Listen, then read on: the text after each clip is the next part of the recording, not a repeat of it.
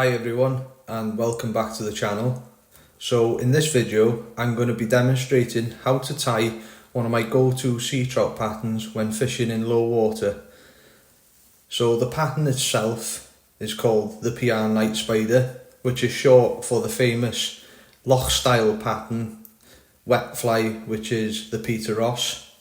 So as a youngster growing up on Welsh rivers night fishing for sea trout, you wouldn't often catch me without having a Peter Ross on the dropper, as the pattern brought me a lot of success. So I decided to change some elements in the fly to try and make it a little bit more effective. Obviously the original Peter Ross itself was a great pattern on its own, but us as fly tiers, we always try to make our patterns that little bit more effective, and I wanted the pattern to fish in a specific way in a specific water level. So I wanted the pattern to swim nicely in low water. So when flow was quite low and the speed of the current was quite slow, I wanted something that would move freely in the water. As the Peter Ross is quite a streamlined pattern on its own, and it cuts through the water quite quickly. So I wanted something that would sink a little bit slower, that would not penetrate the surface and cut through the water quite as quick. So the idea behind the Peter Ross Night Spider was quite simply creating a pattern that would change in its silhouette by pulsating. So as the fly pulsates in the low current, it's giving the fish two sorts of profile to look at. So as it pulsates in front of the fish, then it seems to just cause that reaction. So it causes the fish to react. So I hope that's a short insight into my thought process behind the pattern. So I'm now going to start tying the pattern, so stay tuned and I hope you enjoy the rest of the video. So the hook I got in the vise is a Camasan B800 on a size 6, and the thread that I'll be using is the Semperfli Classic Wax in 8/0. So I'm just going to start by catching in the thread a few millimeters away from the eye, and then I'm just going to come down, laying down a bed of thread onto the hook shank until I get down to around about the hook point. Now I'll snip away my waist. For the tail, I'm going to be using some golden pheasant tippet in natural. And I'm just going to take away the fluff from the base of the feather, and then I'm just going to select around 6 to 7 fibres of the tippet. So I'm just going to take the point of my scissors and just take out around 6 to 7 fibres, so I can then line up the tips like so, and then when I'm happy that they are lined up, I can then snip away at the base. So for the length of the tail, I'm looking for around about the length just past the bend of the hook, so just protruding past the bend, and I'm just going to tie that in with a pinch and loop.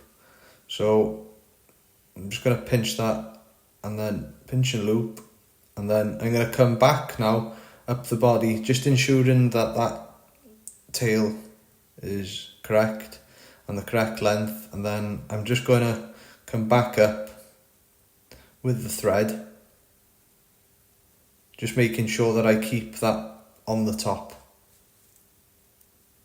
and then in closer turns and try and cover as much as the of the body as you can, just to keep everything smooth and tidy. And then I'm going to come down to the front, like so. And then I'm going to stop and then lift the butts and then just cut them away. So I'm just going to snip them.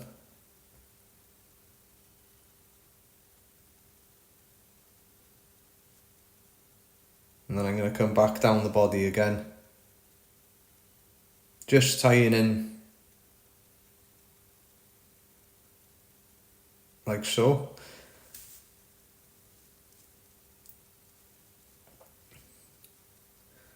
So for the first part of the body, I'm going to be using some holographic flat braid. So I'm just going to catch this in on my side. And then I'm just going to bring that thread back up, just covering that flat braid. And then I'll stop the thread where the dubbing is going to start. So the body consists of two parts, so half the flat braid and then half the dubbing.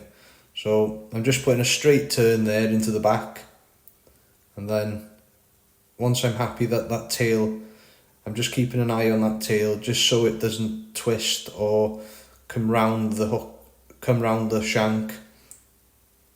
And then I'm going to come up in touching turns up until the point of where I think I should start my dubbing.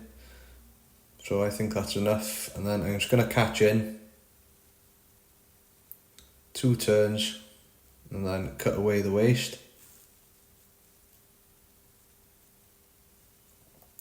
So for the rib, so I'm going to need to rib the dubbing. So I'm going to use some silver wire, which is a Semperfli silver wire in 2mm. And I'm just going to catch this in underneath and just pull that to the right length, and then tie that in, and then I can just leave that back out the way. And then for the dubbing, I'm going to be using some Semperfli sparkle dubbing in red, which is a great dubbing, and it comes in a myriad of different colours, so it's great for this kind of thing. So I'm just going to select a nice amount of dubbing, and then I'm just going to dub this onto the thread like so. And this thread really does take well to dubbing because it is a pre-waxed thread anyway, so it does take well. So I'm just going to make a nice tapered dubbing rope, and then I'm just going to loosely come over with the first 2 or 3 wraps, and then I'll just then begin to tighten up on that rope as it comes down the body, or up the body rather.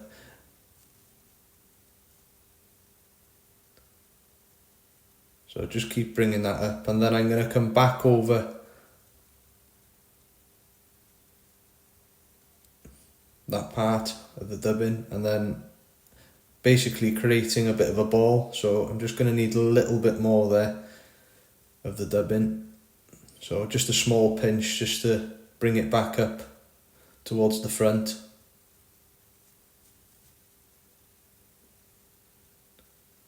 And that looks okay. And then I can just cut away that bit of a waist. And then with my silver wire, I'm going to bring three ribs through the dubbing. And then I can just catch in like so. And then I'm just going to hold my thread tight and just give that wire a wiggle, and it should just break away. There we go. And then I'm just going to tidy up the head section or the front section, ready to get my hackle in. So the hackle that I'm using for the starting hackle, so the first hackle will be Heron. So it's a spey hackle and they're quite long, the fibres, so what I do, I just brush them down out of the way and then I can just then find the tip. So just be careful when you're tying the tip in, it's quite fragile, so just tie it in by the tip on my side again. And then just one turn and then full back and then 2 or 3 turns to lock in.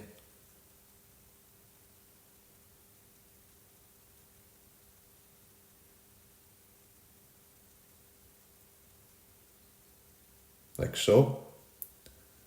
And then pull away the tip. And then with the first few winds, just take your time because it can be, like I say, quite fragile. So I'm just going to wet my fingers and then brush them fibres back.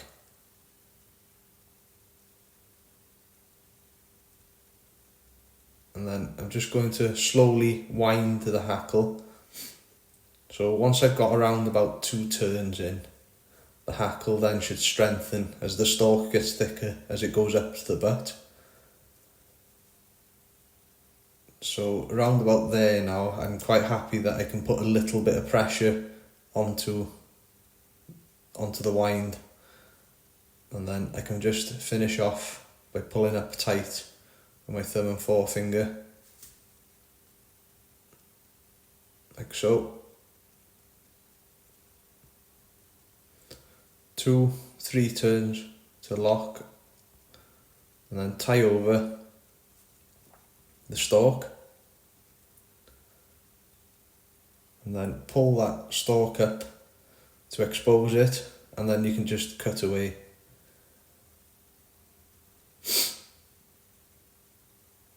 And then just with your thumb and forefinger, just press down on the fibres just to get them to behave, like so.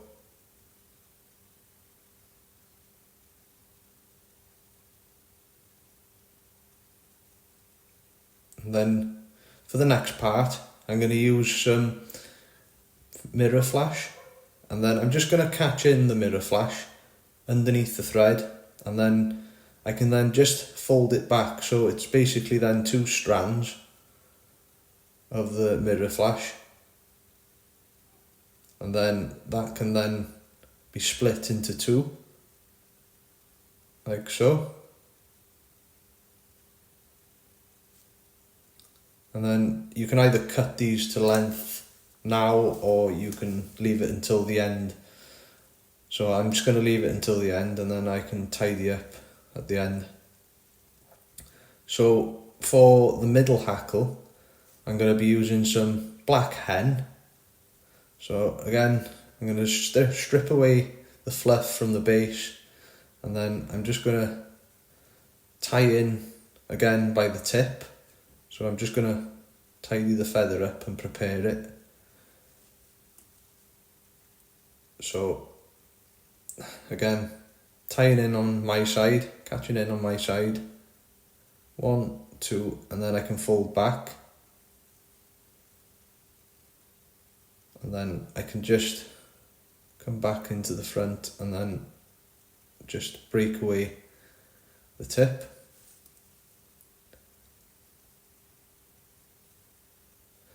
So I'm looking for around about, hopefully about 3 winds of this, depending on the quality of the hackle.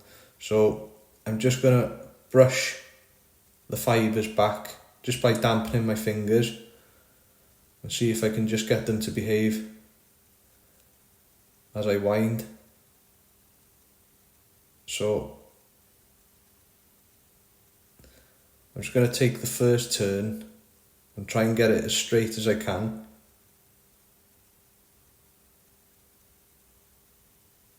And then hopefully when I get the first turn straight, the rest then will follow. So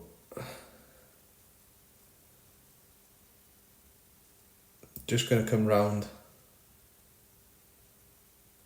about 3 times.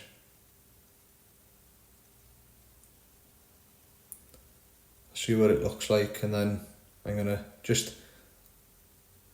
I'll come round once more just to see. I might use the whole, well, it's not the whole feather, but it's more or less. And then I'm just going to catch in. And then again, just dampen your fingers and brush everything back, and then you can just tie over that stalk.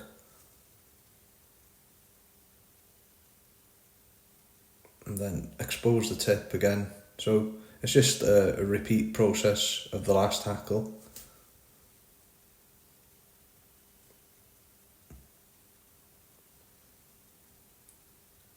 Just a little bit there. And then just tidy up again. Ready for the next. So for the final hackle, which is a teal flank. So first I'm just going to give that a brush just to get them fibres brushed back. Just to free them if there's any tangled or not behaving. So yeah, that looks fine. So here I got the teal feather. I'm just going to rip away the fluff from the base.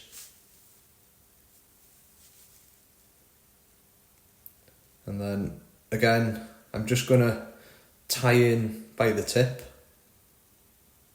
So again, on my side, catch in 2-3 turns and then lock that in place. And then once I'm happy that's tight, I can then pull away the tip. So with the teal, basically less is more. I find sometimes it can be a little bit overpowering the fibres. So what I like to do is just have a little trial run basically, and just go 2 to 3 turns, or 2 turns rather, and see what it looks like. And if it's too overpowering, I will then go back and then just rip away some of the fibres. So I'm going to go around 1 turn here, and then just go maybe round just once more and see what the quality of the feather is like. Okay, there's too much there, so I'm just going to come back. So I've measured it up now, and I can just pull away the fibres that I don't need. And as well, it helps when I come to tie for a tying in point. So I can just, then I got a few too many there, so I'm just gonna pull them away, and then that should do it.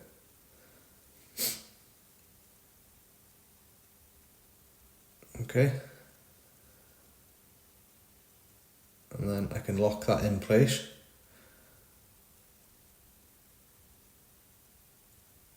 And then I can fold that stalk back and cut away. So yeah, that looks quite good. And then again, I can bring my dubbing brush in and then just free them teal fibres. And you can see it adds a nice contrast to the fly. So now I'm going to use some Peacock for the wing. So I'm just going to select the Peacock eye, and with the Peacock I like to use the middle section, as there's a natural curvature, as you can see, if you can see it, yeah. There's a natural curvature in the feather, so I like to use the middle section. They're a lot easier to work with as well. than the outer bit of the feather. So I'm just going to take a nice bunch, and then I can pick out any of the shorter fibres from that section. So I'm just going to prepare that and then measure that up for length. So for the length, I'll be probably looking for around about the length of the overall fly, so to the tail. And then pinch and loop, 2 or 3 turns to lock that in, and then just, there we go. Yeah, that looks fine. And then I can just cut away then on an angle.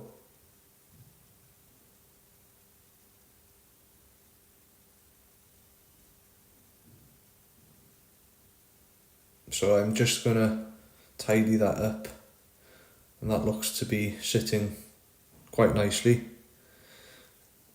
So I'm just going to lift the tips, and then I'm just going to cut away on an angle.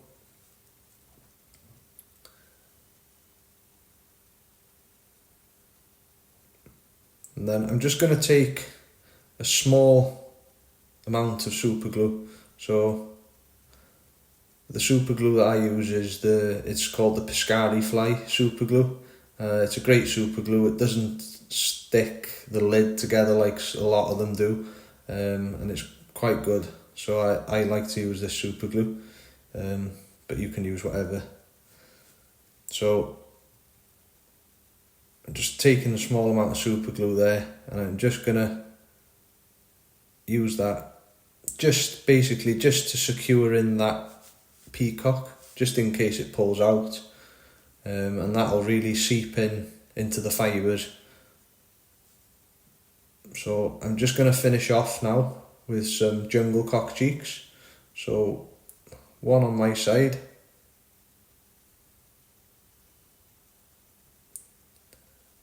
and then I can put one then on your side, like so.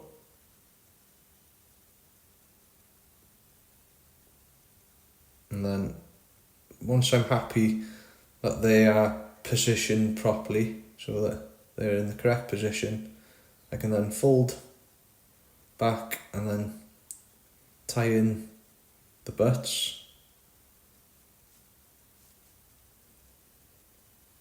And then I can just tidy up that head section as I go. And then that's the fly done, basically.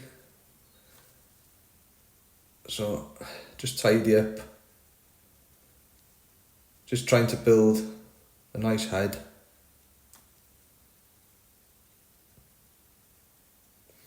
And then I can then come in and then whip finish. So I'm just gonna put 2 or 3 turns and then pull tight, and then that's the fly done. So all that's left to do now is just tidy up, and then I'm just gonna add some, you can either use super glue, varnish.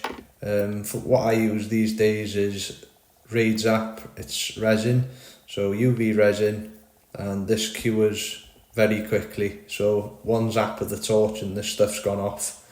I've been using it now for the last 12 months and I think it's great.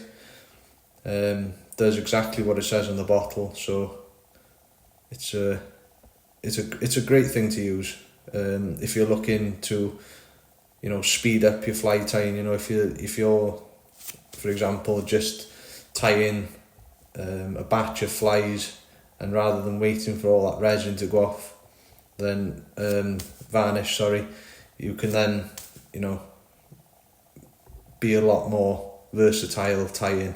So just shape. You can just shape the head as well with it. And I know a lot of guys that do use it now as well, so I'm just going to give that a zap, and as you can see, a slight zap with the UV torch, and it's gone off. So that's the fly done. So if you've enjoyed this video, please like and subscribe for more future content, and I hope this pattern brings you some luck next time you're on the river. Thank you for watching.